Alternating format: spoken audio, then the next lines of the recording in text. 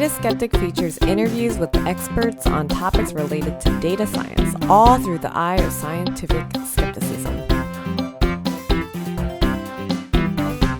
There's a side to data science that I don't cover terribly often on Data Skeptic, and that's infrastructure. Data Skeptic is broadly about the methods of data science and the stories of data. I haven't spent any time, for example, talking about how the technology that runs our website and other various systems lives in Docker containers and runs on Elastic Compute Cloud. Data science typically talks more about what we do with technology rather than the technology itself. However, as we sat down to plan out our themes for 2017, we realized that we should be covering the evolution in computing technology that's taking place. The availability of ephemeral, massively parallel systems is changing the way data can affect our world, and a skeptical eye should definitely be used to examine what's happening. So when I was invited out to the Microsoft Connect 2017 conference in New York, I thought it was a good time to get a jump start on one of the three major themes we're going to cover in 2017. Lastly, I've been experimenting with the format of Data Skeptic lately, and this episode will be no exception. You'll hear a narrative blend from three conversations. Those uncut conversations will be available in the coming weeks on dataskeptic.com. So if you'd like to hear more from our guests this week, Tobias Ternström, Mark Souza, and Corey Sanders, keep your eye there for deeper dives. So I'm here with Tobias Ternström, who's the Principal Program Manager of SQL Server on Linux and Advanced SQL Server Services team. Or I may have got that not quite right, but it's good enough. Yeah, tell us a little bit about what that means. Well, one of the things I do is work with within our team that brings SQL Server to Linux, which has been a journey for about 2 years now, and it's really, really exciting. It's been a challenge because there's a whole new set of customers that traditionally we, especially in the SQL team, hasn't spent much time with. So we want to make sure that SQL Server shows up on Linux in a native way. You don't want SQL Server there. Yeah. It feels like some Windows app, right? It needs to feel like a native Linux app. Right. For installation, configuration, all of these things. And then advanced analytics in SQL Server with bringing R and compute close to the data has been obviously super exciting. Definitely.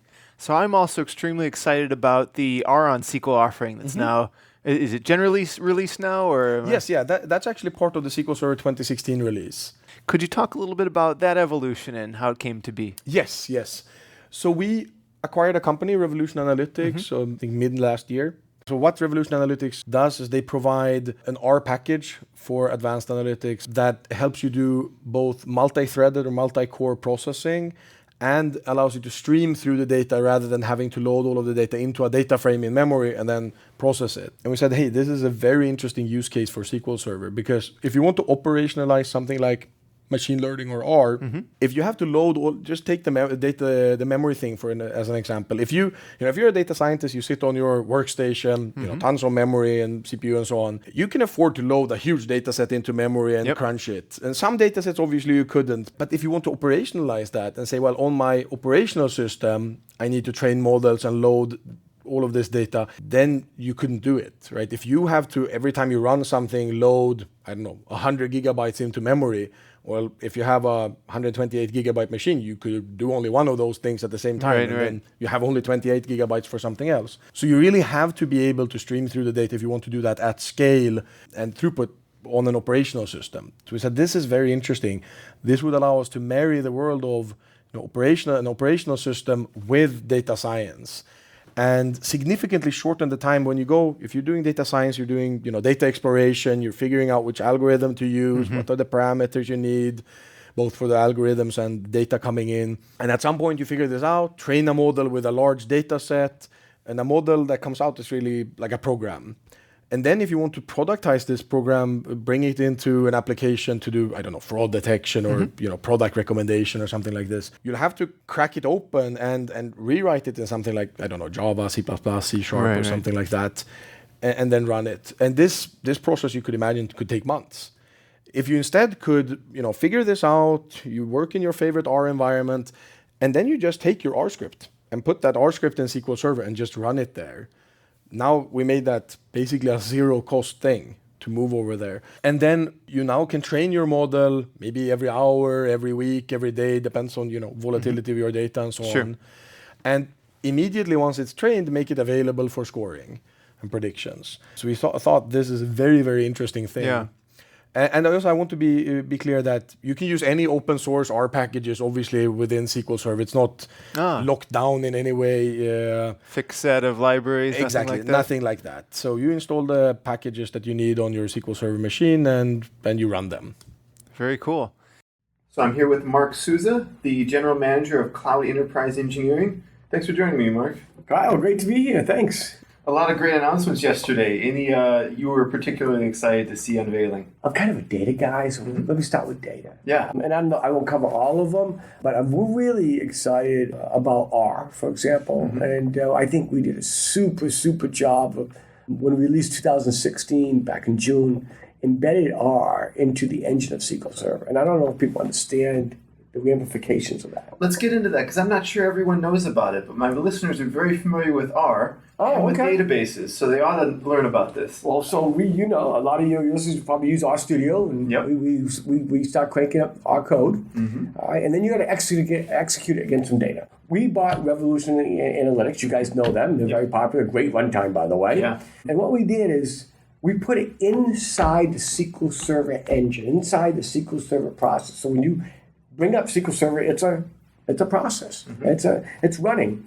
And this application is tuned to access data. SQL Server, like Oracle or like Postgres. It's an application, and that means when you access data, you have memory management for hot caching. You've got parallel thread models for fast access against your data. Well, if you can put R inside that process, then you can exploit all of that. The simplest thing is you take RStudio, you write some R script, you cut and paste it, you put it inside a stored procedure in SQL Server, you execute it. We just modified the Revolution Analytics runtime, so it runs it, compiles it, runs it, executes it. You're using the whole SQL Server process. First of all, the data is stored in SQL Server databases, so you use column store in-memory indexes to access it quickly. It never leaves the process, stays right there in memory, so you don't take it out, process it, put it back. Yeah. SQL Server threading, all the things that use it. We've seen, our folks tell us, wow, it's like 100 times faster. Sure. And it's just native R. We're not changing anything. It's zero changes to your code. So it's just a nice, fast, healthy way to run R. Now, your data is SQL Server, right? And, we made the SQL Server being the data source. But it's just one of those options. Yeah. But it's just the beginning. So now we already had that for the last 6 months.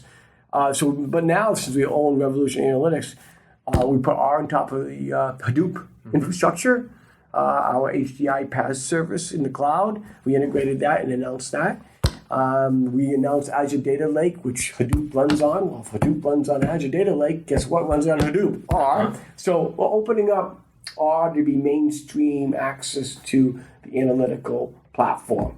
So no longer just a bunch of smart R developers doing cool stuff. You literally can apply it to enterprise now. Yeah. Because we made that easy. So it's exciting. Yeah, absolutely. Open up job opportunities. I'm not sure if your listeners prefer to be working on our stuff or they want to work for a large enterprise, but every large enterprise is doing analytics now. Yeah. And they need our folks. Yeah. They need data scientists.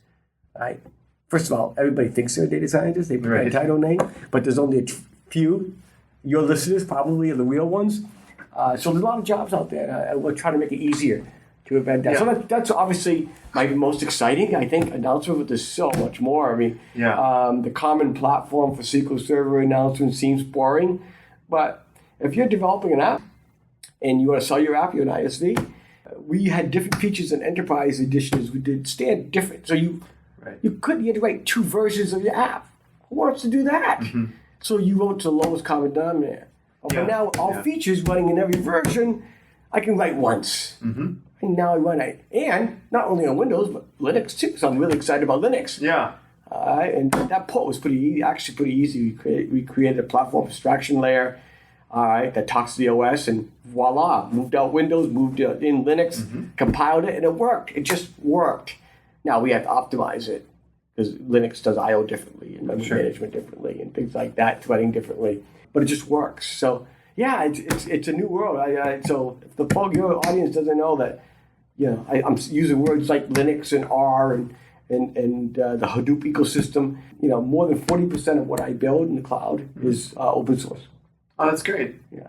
So I'm here with Corey Sanders, a Microsoft veteran of 12 years. Yeah. Thanks for joining me. Thank you. Thank you for having me. It's a lot of fun. And you've been on the Azure team since before Azure was launched, to my understanding, right? Yeah, that's right. So I joined right before Azure became sort of a commercial product. And so I joined during sort of its initial technical preview and then was there for the launch and then have been there ever since. So It's been a lot of fun. Yeah. So I've seen a lot of really cool announcements this sessions today. Yeah. What's been the most exciting for you? The one that I actually have been the most excited about, which maybe surprise you, is us joining the Linux Foundation. That's actually, one of the things, since I'm responsible for the virtual machines and infrastructure in the team, the support and growth and usage of Linux is near and dear to my heart. It's something that I spend a lot of time on and have a big portion of my team working on partnerships with Red Hat and Canonical and so on. Joining the Linux Foundation is just really, really exciting. I think it will be great for us. I think hopefully it'll be great for the foundation itself. Sure. I think it's a great indication of the progress we've made and also just the opportunities that we have, hopefully, for a lot of Linux developers. Nice. Yeah. So there's been a evolution in computing over the last at least a decade of getting things to run everywhere. Maybe the earliest thing was Java was, at least in theory, going to run everywhere the Java virtual machine ran. So I think sometimes people underappreciate how difficult portability can be, especially in databases, because unlike just some web app that accesses files just blindly, databases are highly attuned to the I/O of the machine, and there's a lot of operating system tuning to be done. Can you tell me a little bit about the challenges in getting SQL Server, which has always run on Windows, to run on Linux, which fundamentally is quite different? So let me cover two things. First of all, we have to bring SQL Server, not some other subset thing, to Linux. Right. More or less all features need to be there. There are some things that are kind of native to Windows. We have a feature called file table, for example, where a folder, Win32 folder can show up inside the database. So that's one thing that doesn't really make sense for us to move to Linux. We don't know how that would show up there. But otherwise, you have to get everything coming over. And that means we have to get all of our lab infrastructure to handle performance tests and functional tests. We have over 1 million tests that we run regularly for SQL Server. And you can imagine those tests, that's an amazing amount of code. But I think one of the biggest things, and what the team for sure has spent most of their time on, is getting our lab infrastructure that runs all of our functional and performance tests. And we have over 1 million tests and many, many millions of lines of code that is all optimized. It all runs on Windows. So all of this test infrastructure, if we would have to, if we didn't run it, obviously you couldn't trust that SQL Server on Linux really works, right? So we have to run it, and we have to run 100% of our tests. If we would have to update all of these tests, we wouldn't release for, 10 years. Right? It would be one of these impossible things. So that has been a huge effort in getting these existing tests to be able to run against SQL Server on Linux and do that in a generic way. The other thing has been focused on abstracting SQL Server the right way to run on Linux. And we will hopefully be doing a bunch of sessions going in deeper into how we did this. Most database engines out there were kind of architected from the start to run on multiple operating systems. So they have some type of platform abstraction layer that you go through. But SQL Server wasn't, like you say, because it's always been running on Windows. So even though we have a central thing called SQL OS that manages a lot of the kind of operating system related things for SQL Server, the code base bleeds into Win32 all over the place, Win32 APIs. One thing that we could have done is go through all of this code and try to port it to some generic abstraction layer that we can then compile and run on both Linux and Windows. But that would be a very, very hard kind of losing battle, because it would take an enormous amount of time, with obviously millions of lines of code, to change them, to test that everything still works exactly the same way. We'd be falling behind other changes happening in SQL Server. So we'd either have to hold innovation, which obviously we can't do, or be in a total catch-up mode. So that's probably not doable without extreme investment. Another option would be to try to do something like the Wine project, right, where they basically emulate the Win32 layer and provide the Win32 compatible APIs on Linux. The problem there is, as I'm sure people using Wine found, is there's so many APIs. There's thousands and thousands of Win32 APIs. So what happened was Slava Ox, who's our engineering manager for all of SQL on Linux, he worked on another operating system related research project at Microsoft and came into contact with a project in Microsoft Research called Drawbridge. And what they did was they were looking at how can we build a secure container system, lightweight VMs, if you will, on Windows. They did this through an abstraction, and instead of going the Win32 route, they said, okay, let's plug in at the kernel level. So they built a user mode kernel for Windows that runs on Windows. So a Windows kernel on Windows. And they found that you need to implement about 50 ABIs, application binary interfaces, in order to have this user mode kernel work, at least for non-UI kind of related things. Slava came in contact with this, and when he joined back the SQL team to actually work on SQL Server on Linux, he thought, well, maybe there was also other folks at MSR that said, okay, well, if we're doing this, maybe we could map that user mode kernel into another kernel on another operating system as long as you run the same processor architecture. So they made it run on Linux. So Slava thought, well, maybe we can make this the platform abstraction layer and optimize that. So that's kind of the path we went down. Luckily, SQL Server and I think most other database systems, they don't rely on the kernel all that much, actually. They do most of their management themselves. So we do all of the thread management. We allocate memory up front. SQL Server, when it boots, it gets the number of threads it needs, and then it doesn't ask the operating system anymore for that. It's really only I/O, actually, like you mentioned, that you have to make sure that the I/O path is very efficient. So this is the path we set down. We said, okay, if we build this platform abstraction layer kind of based on the architecture that this Drawbridge team came up with, and then optimize some of the very critical code paths, we optimize and call in directly into our PAL that we can have it get exactly the same performance as on Windows, and also bring all of the functionality. And you would actually it's actually the same binaries, right? So when you compile SQL Server for Linux, we're actually using the binaries for SQL Server on Windows and running those. So it's exactly the same system. So by doing this, we can bring more or less all of the functionality without, risking falling behind or having different behaviors on Linux and Windows. And it's turned out it really works.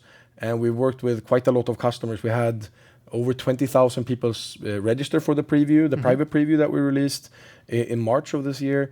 We managed to onboard about 2,500 customers. And we've learned a lot from them, obviously, but they had actually a great experience running this. We're absolutely not done. So we said that we're releasing mid next year. And now we've turned our focus a lot towards performance. So there, for sure, right now, if you test the preview, you'll find things where SQL Server on Linux is not as fast as on Windows. But we absolutely believe we will get there. We've talked a lot about how many of these tools, perhaps everything, is a lot of open source stuff in the ecosystem, which is, I don't know that it'd be fair to say it's new for Microsoft, but it's an evolution. As any large company has to evolve. And that's sort of the way things are more clearly going. There's been maybe an acceleration of that. With things being open source, there's parity to other places. Why do people pick Azure? Great question. Thanks, Kyle. Yeah, first of all, I want to, when you associate Microsoft with Windows, of course you associate Microsoft with Windows. Sure. We built Windows. We created Windows. That was our whole world. I mean, you couldn't see a Microsoft anything without Windows on it. And right. A Windows phone and a Windows everything. And even SQL Server, Windows. Right. Yeah. So if people think of Microsoft Windows, I fully get it. But for the last several years, especially since we started the cloud, which is about 6 years ago now, if we want to be a compute and store for the world, well, the world runs on multiple things. We have to host multiple things. And that's, of course, that's Linux and many of the open source components as well. So a lot of the engineering teams hire Linux expertise, up to 15-20% of an organization, just to make sure they have the expertise in-house. Nothing worse than a guy who understands Windows I/O trying to design it for Linux. Things like that. I personally hired 5 100% open source folks last night to bring in the expertise. Last year. Last night would have been nice too, but last year. So that is, and 80% of the analytical apps I built on Azure. And I built over 1,000 apps last year on Azure, or participated in over 1,000 apps I built last year, about 80% in open source components. So my first long message is it's now embedded in our culture. To answer your question about why Azure, I think what we saw this week is we're going to make it easier than everybody else did it. When Chris Dias got up there and he did a Mongo on Linux with, was it Python? It was Node maybe, but I'm not sure. Maybe it was Node.js, but it was no Microsoft traditional language in there. Absolutely not, right? yeah. And used right from Visual Studio, the VS Code, actually, the open source, right? And 5-7 minutes, boom, he's in a Linux container, and boom, it's ported to the cloud. And that looked pretty easy. Right click, there it is, publish. Yeah. I think that type of attitude, that type of delivering will give Azure the advantage because, wow, I'm very comfortable. You made it very, these are all the tools I use, and you made it really easy to onboard. So that's number one, we'll continue that trend. I thought that was pretty cool. Hopefully the developers really, really liked it. Then there's many other things too. I mean, we're the only ones. There's only 3 pretty large public clouds in the world. Right. Google, Amazon, Microsoft, with the millions of servers. Yeah. And then everybody else is significantly smaller. And of the 3, those 3, we're the only ones that came from on-premise. Google and Amazon were born in the cloud, right? So I actually, like my enterprise customers, we had to move Microsoft on-premise to the cloud. That experience made us better because our customers are moving it. So first I get to share with my customers, look, I'm doing it. I made mistakes. Every mistake I made is going to save you thousands of dollars. So I am just like you, an on-premise to the cloud, that journey. And by doing that, we also write better code as well. So I think that gives us an advantage. So we're the hybrid guys as well. I think what we showed yesterday, we're making the developer experience the best. And I can go on and on and on. The other guys are great as well. They all have their strengths, but we'll start with that for now. Sure, that makes a lot of sense. What's the rationale? Why would I choose SQL Server on Linux over Windows or vice versa? It's just a preference thing. It's all about optionality. If you want to run, if Linux is your thing, right? You want to run it on Red Hat or Ubuntu or something, then you should do that, right? If your infrastructure is optimized for that, it doesn't make sense for you to go and get one Windows server or a couple just to run SQL Server. If your infrastructure is Windows Server based, then obviously it makes sense. So it's just a preference thing. And one other thing that's important is if you're a developer, we see obviously a lot of developers using MacBooks and using Linux and so on today. We did some research and it seems like about 75% of developers run the whole stack locally on their laptop. So database through web server and all of this. And apparently all developers develop on airplanes these days. I have some evidence for that. Yeah. So then SQL Server needs to be there. And if you have to get a Windows VM just to run SQL Server on your machine, it doesn't really make sense. Yeah, absolutely. Tell me a little bit about the support for Docker on Azure. Yeah, so some of the demos today were super cool, right? It's kind of like a Docker everywhere sort of thing, which is really, really cool. So if you kind of go up the stack, one of the things that we have in Azure is called the Azure Container Service. And this is effectively a solution that makes it really easy to deploy a bunch of these open source solutions. And all the capabilities we have with Azure Container Service are fully open source. So, we support DCOS, which is a Mesosphere product based on Apache Mesos. We support Docker Swarm, and we recently announced Kubernetes as well. And so it's a really simple way to get started with any of these big orchestrators that a lot of customers are excited about in deploying. And so it will launch up the infrastructure, configure everything for you. We've actually even open sourced the engine that does the deploying. And so to make it so people could see sort of how it all works and actually do their own deployment. So that's sort of a bunch of the core container support that we have. We also have container support with Service Fabric. So Service Fabric is a platform that we offer, a platform as a service solution that's focused on microservices, and that also has container support. And so across the 4 of those, all of them are portable. And so you can deploy on any cloud, you can deploy on-prem, right? And our goal is just to make it so it's much better and much easier to deploy on Azure when you deploy those things. So that's super cool, and we're really excited about that. The new things that we talked about a little bit today is sort of up the stack. So with App Service, we announced today and showed off the ability to deploy containers directly onto App Service using Linux and App Service. And that's killer. Because then, in the other example, they're portable, but the infrastructure is still there, right? With this, the infrastructure is gone. Right? You're just deploying an app, and it's a container-based app, which means you don't have to care about libraries or runtimes or any of that stuff. it really is when you sort of look down the road of where containers are going. It's just like, hey, I wrote some code and now that it's running, and that's it, right? There's nothing else. And so that is a super cool thing that I'm pretty excited about from the Azure side. And then, of course, all the dev tooling to sort of come together with that, right? The VS Code and the VSTS support to sort of make all of that just totally seamless. And again, the experience for a developer should be, here's my code, deploy, right? And there's nothing else, right? And that's really sort of when I think of the future and the vision of where this whole thing's going, I think that's going to be the story for us moving forward. Yeah, all the pieces seem to be coming into place. Yeah, it's really cool. A lot of these innovations we're talking about are breaking down doors, right? Someone normally to do these sort of analytics would require deep knowledge of MapReduce and lots of technologies. Now someone who knows some R doesn't have, it's all abstracted away, which is a great thing, obviously. Yeah. But it also means that someone with less technical skills has access they never had before, which can open the door for their questions to be bogged down in terms of, I don't know, some sort of optimization or being slow. What sort of other tools exist in the ecosystem that help me debug and get some details on the telemetry of what I'm running? At the end of the day, you're correct. We do want to make it onboarding really easy.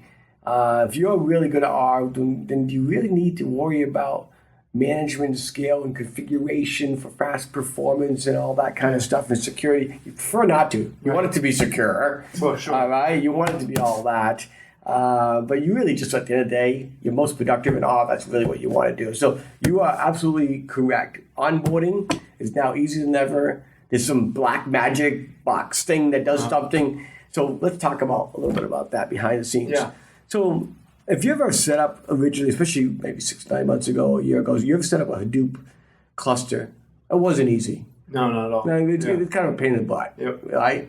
Never mind finding the hardware and installing software, operating system. Then I got to install this thing Hadoop, and then I got to configure it, which I always got it wrong. So months go by. The cloud, what the cloud does do, and people don't understand this, they haven't figured this culture out, has all the stuff already there for you. So if you want to, you want Hadoop, because that's supposed to be the thing. I'm going to have this R thing, but I know I need that big infrastructure thing. You go to a cloud, Microsoft or another cloud. Sure.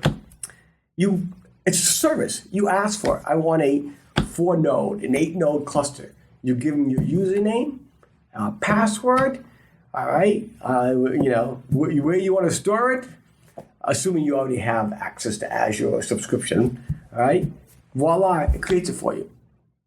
So the cloud does that. It's a service-based model versus a product-based model. So the services are ready for you. Not only it does that, guess what it's doing for you? Security, automatically laying it across disk for availability and performance.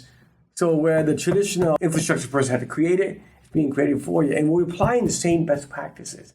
It's the same technology we used to use as infrastructure guys say, make sure that one data gets written over in this cluster over here, stamp over here, and one gets written in this stamp on the other side of the data center in case half the data center goes down. That's the stuff we apply that you would do anyway. We apply it right to the cloud. So the cloud is probably the biggest tool you get to make all this easy. So you can log on and build that thing and somebody will be managing it for you, take care of it for you. So I start with that. There's a million other tools around telemetry and to tell you what's going on. So the visual dashboard to show you the health of your system, hours of compute that you're using, so you can understand how much money you're spending. Right. By the way, when you spin up that 8-node cluster, you stop playing, you can just shut down. Stop paying for it. That's something you can't do on premise. It's there. You just paid for it. Oh my God. This thing, you spin it up. Oh, that's cool. Spin it down. I'm very excited about the serverless movement. Yes. Azure functions really open up a lot of opportunities there. Yeah. Can you share some of maybe the particular use cases you found most exciting? Yeah, totally. So there's sort of 3 big ways that people are using Azure Functions. One is a timer-based, right? So sort of like an automated cron job, right? You can basically say every 5 seconds do something. And the case for this is, do a log analytics or sort of validate the health of something, right? So you can sort of do a polling type experience. And that's kind of the simplest form. There is a data workstream, right? And this is really cool because you can basically connect, really right in the portal experience in Azure, you can connect these bindings that will connect with other services in Azure, right? And so you can say, hey, whenever something drops into this storage account, do something, right? And so cases like this is any sort of image processing, any sort of cognitive work, hey, an image comes here, take a look at the face of that image and decide whether the person's happy, right? And then if they're happy, do this, and if they're not, do this, right? And so you can imagine these types of reactive, event-based operations based on data input, right? And whether it's, going into DocumentDB, coming from storage, whether you use event hubs, service bus, right? All of those are very easy to connect. And that's one of the things that makes functions so fun. The binding support in the portal make it so easy to code against. It's even people who, like me, who maybe are not as comfortable with, really, really complex development projects, right? I'm kind of an infrastructure guy in my heart. Functions is so easy to develop against. And then the third category is leveraging webhook and sort of external connectors, right? So the example that I like to use is I actually have a function that waits for comments in GitHub, and when those comments come in, a webhook fires, my function fires, it reads the sentiment using cognitive services of the comment, and cool. Then it will tell me, it will either, if it's a happy comment, put it into a docdb and say, be happy later and read these. If it's a negative comment, it will actually do some work for me, right? It'll actually call and say, hey, you should go respond this, send me a text message and say, you should go take a look at this comment. Right? So those are kind of some of the best examples, but the options are really pretty endless. Yeah. That the GitHub example is really novel. Pulling together a lot of different services there you mentioned all very quickly. How many lines of code, roughly speaking? Yeah, so I love the demo because it's so easy. It's maybe, taking from GitHub, dropping it, using sentiment analysis, which is sort of a built-in cognitive API, and then dropping it, let's say, into DocumentDB, maybe about 10, 15 lines of code. It's insane. Yeah, it really is. And then no infrastructure, no management, no operations. Right. It's like I go into the portal, I write these 10 lines, and by the way, it's super easy. You go down, you can click, and it gives you all the helpers, like how do you use binding and so on. So easy to get started, and 10 lines later, you can do something cool. And so I love it. I think it's probably the best service we've got. Yeah. The mix-in with cognitive services is kind of novel and unique to Azure Functions as I see it. Yes. Could you maybe run down a few of the ones you think are most popular or most interesting for rolling out? Yeah, I think a few, some of the most obvious ones, of course, is sentiment analysis, right? Taking text and reading it. I think there's some, again, taking pictures and doing analysis, taking pictures and turning them into thumbnails, right? So these are some of the sort of obvious ones. Yeah, translation. So you can imagine things coming in and sort of doing a text read of an image and then translating it, right? And putting it out somewhere else. Even just something simple like spell check, which we've seen a lot of uptake. It's one of the cognitive services that's actually taken off by quite a bit is spell check. It sort of makes sense, a lot of retail shops, people typing things into search and being able to sort of correct things on the fly. Those are all super cool examples that,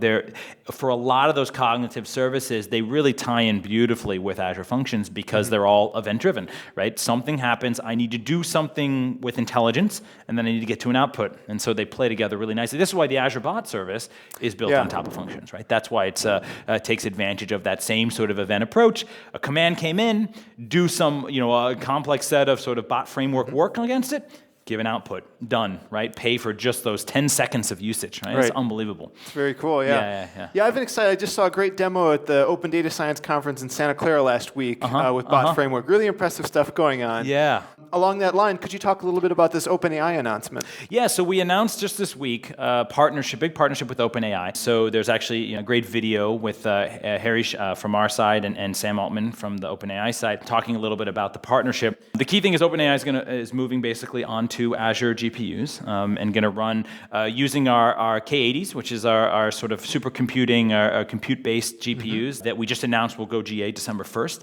And so the key thing is that they're basically going to use them as a multi-node deployment, right? And so they take advantage of some of our really fast interconnect that we have at the network level. And so we use InfiniBand to be able to connect between these and allow you to basically string together many, many nodes so you can get hundreds, even thousands of GPUs all working together. And so OpenAI is a super cool company in what they focus, on, again, this machine learning, this advanced intelligence to try and solve a bunch of really complex problems. And so we're partnering with them on also looking at how they can work with CNTK, which is a sort of a machine learning framework that we offer at Microsoft as well. And so a lot of these pieces really starting to come together.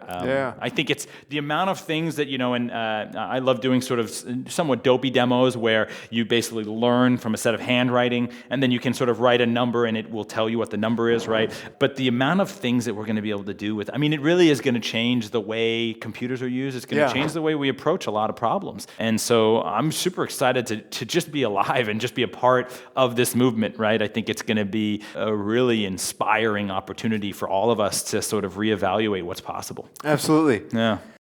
Any of those big rollouts you're able to talk about? Sure. We've done on-premise. We've done the largest sports gambling in the world out of Europe. They do 500,000 bets per second during World Cup. This all runs on SQLServer today, and that in-memory technology that they talked about. We got tested in our lab at 1.3 million batch requests per second. And every batch is a whole bunch of SQL statements. So just add that up. We're talking, 30, 40 million things per second. So that's pretty large. And by the way, 100% uptime while it's going on. So, people think it's online gambling, that's not real mission critical. It is to them. Absolutely. Right? They're running their business. It's down for, you can imagine that many bets. It's down for 5 minutes. They're losing lots of money. So that's an example. In the cloud, we've done a lot of IoT work, reading devices and sensors and doing health maintenance as well as on the analytics. We've built connected car. We do very connected car a lot with Nissan and Toyota and Ford and Coros and Delphi. So we're very popular in connected car. I've done connected mouse traps. I've done connected beer taps for Budweiser. So that's a fun thing to build. What does a connected mousetrap entail? Well, it's for industrial. So you can think of the mice. They're not really mice. They're more like rats. Sure. So, and they're in these big warehouses, and underneath is rats. And so now you put sensors on them, and instead of one guy or two people taking hours to walk around and look at every mousetrap, hours and hours. Right. Now they just get a sensor. Ooh. Building 3, this corner, northwest corner, we caught something. Yeah. It's IoT and mouse traps. We've done it all. It's been a lot of fun. Yeah, it's really now. Sometimes when and this is maybe the limits of my own mind, I think of IoT and I say, why does my toothbrush need to be connected? And I personally don't need a mousetrap, but if I owned a factory, that's a brilliant time saver. Right. So many applicable ideas to the IoT from phone. Think about a little device. You throw in a backpack or a pocketbook, and has little Bluetooth and latitude, longitude, so the GPS quadrant. Now, if you lose it, you can find it. Right. Or you stick it to the back of a phone or keys. There's a lot of applicability. Absolutely, A lot of applicability. You could IoT anything if you want to IoT your kid. You probably could do that as well. My dog, although I'd probably take it off. But anyway, so we could do that. But yeah, all kinds of good stuff. Yeah. So I always like to hear about interesting use cases. Are there any particular customers or rollouts that you've been a part of or gotten to observe that you think are rather novel? One thing that I think is very cool, I wasn't really part of it, but I find it fascinating, is the Johns Hopkins Institute. They have this, the Sloan Digital Sky Survey, which allows astronomers, both professionals and amateurs, to basically submit images that they take from the sky and observations into a central repository and share. And this whole system, which is terabytes of data, runs completely on SQLServer and SQLServer 2016. And they actually also tested it, I think for fun mostly, but they tested it on Linux, on the same hardware, and had quite amazing results to share. We had certain people not to be named in our team that were jumping up and down. This is amazing, which was very cool. But yeah, that runs completely on SQLServer at pretty amazing scale.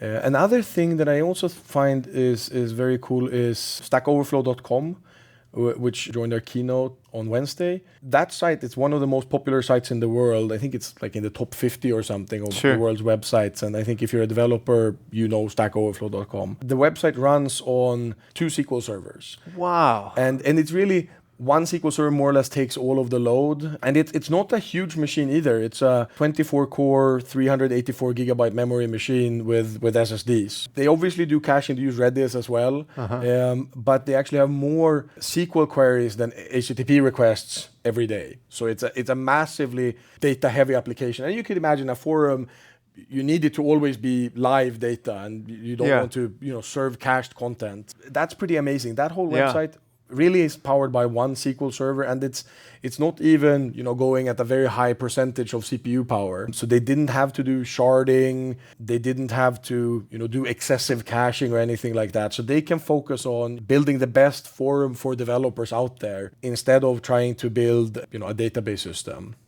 So I don't know this metric to be formally true, but I would guess that for every line of code written in the world, there's probably 1.9 Stack Overflow queries. So yeah, probably. That's probably maybe 1.8, but yeah. Right, fair enough. Why did they choose SQL Server? I to be honest, I don't know. I think Stack Overflow is not completely new, so probably they had less options when they started. Mm-hmm. But they're very, very happy that they choose SQL Server, because we were actually here visiting them not too long ago, and they find that they don't have to not having to spend time optimizing the database all the time, but rather building their app, just have them be much more productive. Very cool. Excellent. Yeah. Well, what else are you most looking forward to for 2017? Oh gosh, that's a tough one. There's, even just this week and last week, the amount of announcements we've had, right? Like, it's just mind-blowing, the amount of things that have changed. We talked a little bit about containers already. Like, there's two things. I think the machine learning movement, as I already talked about, the deep learning, the potential opportunities that we're seeing there, both in sort of the research aspects, but then also in the democratization of it, right? And this is a cognitive APIs and just exposing this, simplifying these hard problems that have never really been able to be solved. I'm really excited about seeing that continue to move forward. I think we're at its infancy at this point, and so that's exciting. And then containers, we really exposed today a bunch of the opportunities and possibilities that containers customers can harness with containers. And I think as we look down the road, containers being available across the entire platform and your entire dev tool chain, I think it's going to make for much simpler application development in the future. Much simpler team management and large organization development. And, just candidly, I think it's going to change the way that development works. And so I think that's going to happen in 2017. Like, I think that's the year. Like, we've seen sort of all this buildup and sort of the connections that we saw today across our stack are fairly unique and novel. I think we'll see this across the other cloud providers, and I think that we'll see the industry shift. And I'm excited to see that happen. Cool. Yeah. Thanks again to Mark, Tobias, and Corey. We'll talk to you again next Friday. So between now and then, keep thinking skeptically of and with data. For more on this episode, visit dataskeptic.com. If you enjoyed the show, please give us a review on iTunes or Stitcher.